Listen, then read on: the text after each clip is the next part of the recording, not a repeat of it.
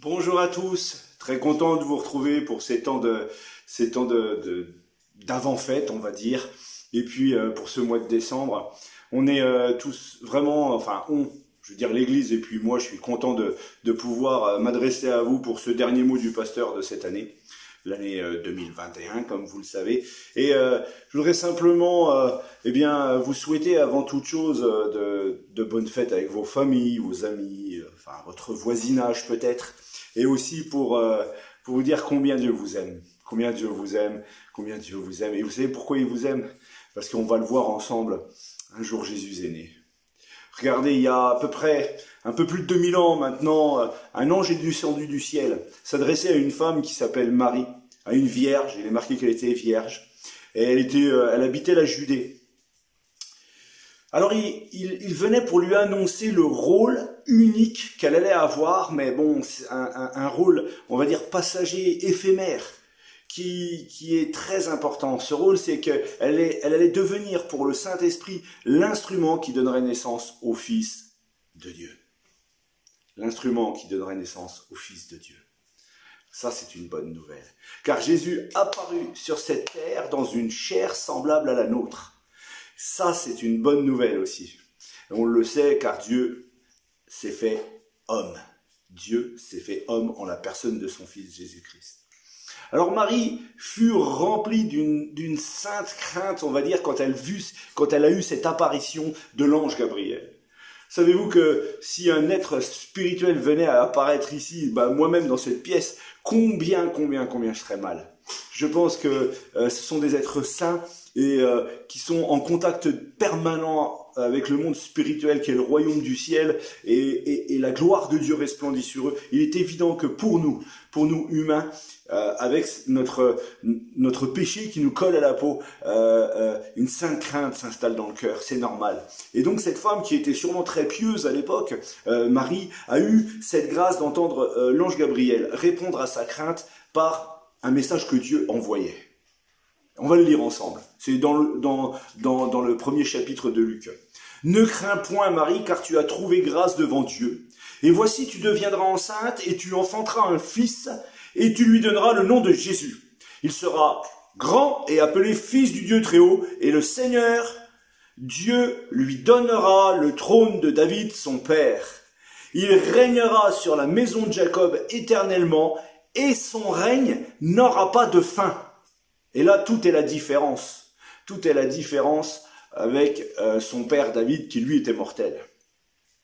Donc cette Vierge Marie a reçu cette grâce, et la Sainte Vierge, comme on a l'habitude de l'appeler, a reçu cette grâce, et cette grâce lui a été donnée pour que le futur roi des rois soit celui qui arrive. Le roi des rois a été porté par une simple femme. Elle reçut tout de Dieu. Elle lui donna tout aussi. Et oui, parce que cette femme vivait sa vie. Elle avait commencé des fiançailles avec un certain Joseph. Et puis voici que tout d'un coup, on vient lui annoncer cela. Et par la suite, elle tombe donc enceinte du Saint-Esprit. Comme j'aime à le rappeler, Jésus a été déposé dans le sein de Marie. Il n'a pas été créé comme nous dans la chair. Il a été déposé par le Saint-Esprit dans le sein de Marie. Et ce miracle, amen, a pu avoir lieu. Mais en ayant cette grâce, elle a aussi eu ce qui va avec, l'épreuve qui va avec. Et elle a tout donné. Elle a donné son image, elle a donné sa vie, son corps, son âme et son esprit entièrement à l'Éternel. Et oui, ce qu'elle a fait, le fait de recevoir de Dieu et de pouvoir tout donner, je vais vous dire franchement, cette grâce nous est accordée à nous-mêmes. Bien évidemment, nous ne sommes pas ceux qui allons porter Jésus en notre sein. Aucune femme ne peut porter Jésus en son sein. Aucun homme ne peut procréer Jésus. C'est impossible. Ça, c'est la grâce de Dieu, le miracle de Dieu. Dieu venant du ciel et se faisant homme à travers cette Sainte Vierge. Et nous sommes tellement au bénéfice de ce que Dieu ait voulu faire ça. C'est un miracle merveilleux. Alors, Pourquoi je dis c'est pareil pour nous? Simplement, c'est que nous, Jésus-Christ peut naître en nous. Et doit naître en nous. C'est ça le bon message. C'est que cette naissance, elle peut être en nous. Est-ce que Christ est né dans ton cœur, mon frère, ma sœur? Ça, c'est la grande question. Et c'est bien ça l'essence du message de Noël. C'est que Jésus-Christ, il est non seulement venu en chair et en os, il descend du ciel et Christ est là en chair et en os dans cette étable. Il est né pour l'humanité. Mais est-ce que tu l'as fait naître dans ton cœur? Est-ce que tu l'as laissé rentrer? Peu importe si le 25 décembre est la bonne date ou pas pour fêter Noël, de toute façon, personne ne sait réellement à quel jour, quel mois il est né. On a une idée un peu du moment où il est arrivé, mais ça n'a pas d'importance. Nous fêtons l'arrivée de Christ sur cette terre et nous fêtons en même temps l'arrivée de Christ dans nos cœurs. Nous sommes nés de nouveau, nous l'avons accepté, nous l'avons fait naître en nous. Ce qui compte est qu'il naisse dans notre cœur. Et puis surtout, pour ceux comme vous et moi les plus anciens, qui peut-être, ça fait un moment qu'ils ont fait naître Christ dans leur cœur, en l'acceptant dans leur vie, eh bien, il faut qu'ils croissent aussi. Il faut qu'ils croissent. Et j'ai presque envie de dire comme Jean le Baptiste, et puis que moi je diminue. Est-ce que je le laisse croître? Est-ce que je l'ai fait naître et est-ce que je laisse croître? Ça, c'est l'essence même, c'est l'image même. Car Jésus-Christ ne restera pas dans la crèche. Il va sortir. Il va sortir de cette crèche. Il va grandir, il va faire une enfance, une adolescence.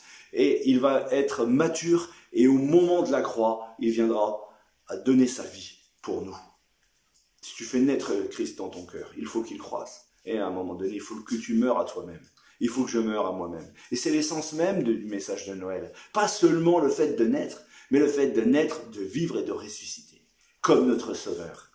Pourquoi ne pas fêter Noël cette année en ouvrant nos cœurs complètement à Dieu et que le Fils de Dieu soit glorifié dans ces temps?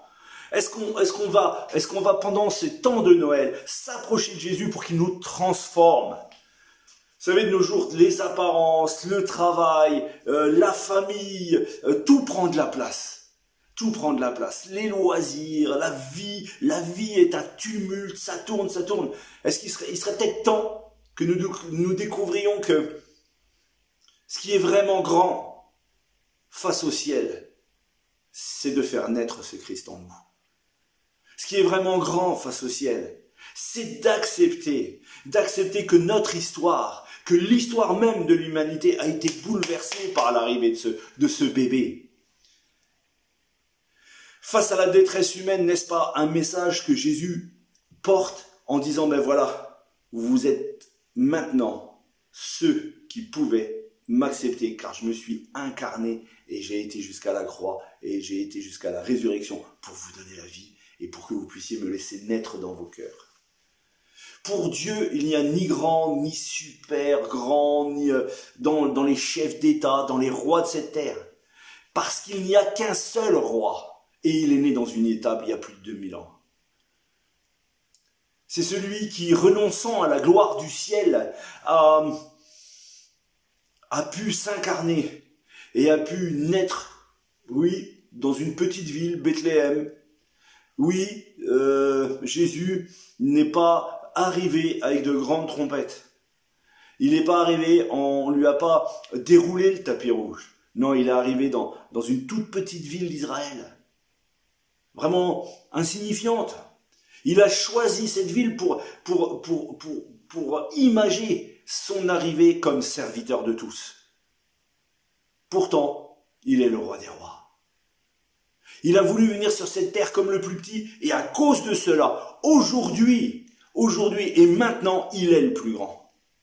Frères et sœurs, en attendant le jour, frères et sœurs, et vous qui peut-être m'écoutez, qui ne connaissez pas Christ, en attendant le jour où l'humanité entière va devoir le reconnaître comme le roi des rois, comme le premier roi né de femme, mais le premier roi né pour l'éternité.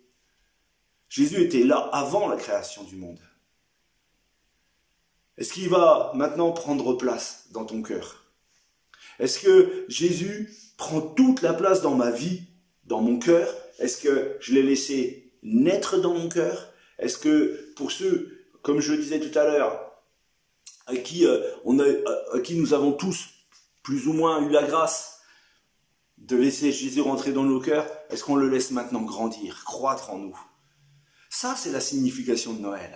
La signification de Noël n'est pas simplement faire une fête et puis manger un peu mieux et puis prendre du temps. Tout ça, c'est super. Effectivement, fêter Noël comme le veut ce jour, c'est quand même prendre du temps pour penser à celui qui est arrivé et qui s'est incarné, c'est-à-dire notre Dieu en son Fils Jésus, et pour que nous puissions avoir la grâce de vivre avec le Saint-Esprit tous les jours aujourd'hui. Fêter Noël, c'est super. Moi, je vais vous le dire, pour finir, je voudrais vous dire sincèrement, prenez du temps en famille.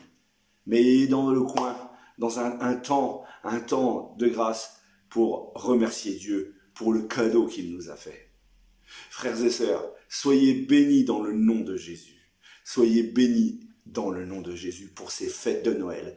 Que ces fêtes de Noël soient une joie en famille, avec des amis, avec des frères et sœurs, soit une joie, je dirais ces fêtes de Noël et aussi ces fêtes de fin d'année, et que tout cela soit une joie immense pour que nous puissions glorifier notre Dieu comme il se doit pour le cadeau merveilleux qu'il nous a donné. Je vous bénis de tout mon cœur, je vous souhaite un très très bon mois de décembre, au-delà des fêtes, puisqu'il y a encore un peu de temps avant que ça arrive, mais soyez bénis dans le nom du Seigneur Jésus, et n'oubliez jamais que Christ est né, Christ a grandi, Christ est devenu homme, il a été à la croix, il a été ressuscité pour que nous puissions vivre l'éternité avec lui dans le ciel. Ça, c'est le sens de Noël. Ça, c'est le vrai sens de Noël. Alors soyez bénis, et encore une fois, on vous aime. Vous pouvez toujours venir à la porte ouverte chrétienne de Reims, vous êtes toujours les bienvenus, tous autant que vous êtes. Que le Seigneur vous accompagne. À bientôt, à l'année prochaine, j'ai envie de dire, pour le prochain mot du pasteur.